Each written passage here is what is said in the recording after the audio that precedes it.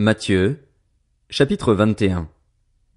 Lorsqu'ils approchèrent de Jérusalem et qu'ils furent arrivés à Bethphagée, vers le mont des Oliviers, Jésus envoya 2 disciples en leur disant, « Allez au village qui est devant vous, vous y trouverez tout de suite une ânesse attachée et un ânon avec elle. Détachez-les et amenez-les-moi. Si quelqu'un vous dit quelque chose, vous répondrez, « Le Seigneur en a besoin. » Et à l'instant il les laissera aller. Or, tout ceci arriva afin que s'accomplisse ce que le prophète avait annoncé. Dites à la fille de Sion, Voici ton roi qui vient à toi, plein de douceur et monté sur un âne, sur un ânon, le petit d'une ânesse. Les disciples allèrent faire ce que Jésus leur avait ordonné. Ils amenèrent l'ânesse et l'ânon, mirent leurs vêtements sur eux, et Jésus s'assit dessus. Une grande foule de gens étendirent leurs vêtements sur le chemin. D'autres coupèrent des branches aux arbres et en jonchèrent la route. Ceux qui précédaient et ceux qui suivaient Jésus criaient « Hosanna, ô fils de David! Béni soit celui qui vient au nom du Seigneur! Hosanna dans les lieux très hauts! » Lorsqu'il entra dans Jérusalem, toute la ville fut troublée. On disait « Qui est cet homme ?» La foule répondait « C'est Jésus, le prophète de Nazareth en Galilée !» Jésus entra dans le temple de Dieu. Il chassa tous ceux qui vendaient et qui achetaient dans le temple, et il renversa les tables des changeurs de monnaie et les sièges des vendeurs de pigeons. Il leur dit, « Il est écrit, Mon temple sera appelé une maison de prière, mais vous en avez fait une caverne de voleurs. » Des aveugles et des boiteux s'approchèrent de lui dans le temple, et il les guérit. Mais les chefs des prêtres et les spécialistes de la loi furent indignés à la vue des choses merveilleuses qu'il avait faites et des enfants qui criaient dans le temple, « Hosanna, ô fils de David !» Ils lui dirent, « Entends-tu ce qu'ils disent ?» « Oui, leur répondit Jésus. « N'avez-vous jamais lu ces paroles ? Tu as tiré des louanges de la bouche des enfants et des nourrissons. » Puis il les laissa et sortit de la ville pour aller à Béthanie où il passa la nuit. Le lendemain matin, en retournant à la ville, il eut faim. Il vit un figuier sur le bord du chemin et s'en approcha, mais il n'y trouva que des feuilles. Il lui dit, « Que jamais plus tu ne portes de fruits. » Le figuier sécha immédiatement. Voyant cela, les disciples furent étonnés et dirent, « Comment ce figuier a-t-il pu devenir immédiatement sec ?» Jésus leur dit alors, « Je vous le dis en vérité, si vous avez de la foi et que vous ne doutez pas, non seulement vous ferez ce qui a été fait à ce figuier, mais même si vous dites à cette montagne, « Retire-toi de là et jette-toi dans la mer », cela arrivera. Tout ce que vous demanderez avec foi par la prière, vous le recevrez. » Jésus se rendit dans le temple et, pendant qu'il enseignait, les chefs des prêtres et les anciens du peuple vinrent lui dire, « Par quelle autorité fais-tu ces choses, et qui t'a donné cette autorité ?»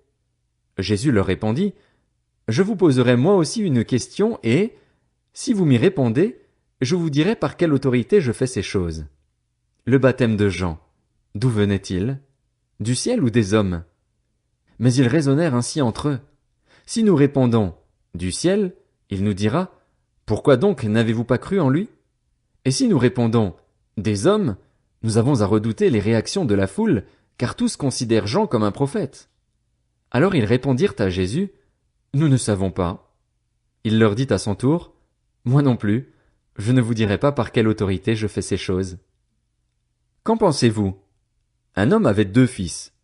Il s'adressa au premier et lui dit, « Mon enfant, va travailler aujourd'hui dans ma vigne. » Il répondit, « Je ne veux pas. » Mais, plus tard, il montra du regret et y alla. Le père s'adressa à l'autre et lui dit la même chose. Ce fils répondit, « Je veux bien, Seigneur. » Mais il n'y alla pas. Lequel des 2 a fait la volonté du Père? Ils répondirent, « Le premier. » Et Jésus leur dit, « Je vous le dis en vérité, les collecteurs d'impôts et les prostituées vous précéderont dans le royaume de Dieu, car Jean est venu à vous dans la voie de la justice et vous n'avez pas cru en lui. En revanche, les collecteurs d'impôts et les prostituées ont cru en lui et vous, qui avez vu cela, vous n'avez pas ensuite montré de regret pour croire en lui. » Écoutez une autre parabole. Il y avait un propriétaire qui planta une vigne.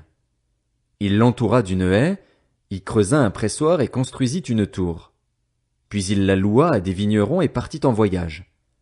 Lorsque le temps de la récolte fut arrivé, il envoya ses serviteurs vers les vignerons pour recevoir sa part de récolte. Mais les vignerons s'emparèrent de ses serviteurs. Ils battirent l'un, tuèrent l'autre et lapidèrent le troisième. Il envoya encore d'autres serviteurs, en plus grand nombre que les premiers, et les vignerons les traitèrent de la même manière. Enfin, il envoya vers eux son fils en se disant, « Ils auront du respect pour mon fils. » Mais, quand les vignerons virent le fils, ils se dirent entre eux, « Voilà l'héritier. Venez, tuons-le et emparons-nous de son héritage. » Et ils s'emparèrent de lui, le jetèrent hors de la vigne et le tuèrent. Maintenant, lorsque le maître de la vigne viendra, que fera-t-il à ces vignerons?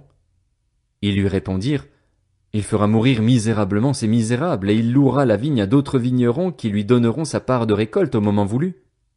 Jésus leur dit, n'avez-vous jamais lu dans les Écritures, la pierre qu'ont rejetée ceux qui construisaient est devenue la pierre angulaire. C'est l'œuvre du Seigneur, et c'est un prodige à nos yeux. C'est pourquoi, je vous le dis, le royaume de Dieu vous sera enlevé et sera donné à un peuple qui en produira les fruits. Celui qui tombera sur cette pierre s'y brisera, et celui sur qui elle tombera sera écrasé. Après avoir entendu ces paraboles, les chefs des prêtres et les pharisiens comprirent que c'était d'eux que Jésus parlait. Ils cherchaient à l'arrêter, mais ils redoutaient les réactions de la foule, parce qu'elle considérait Jésus comme un prophète.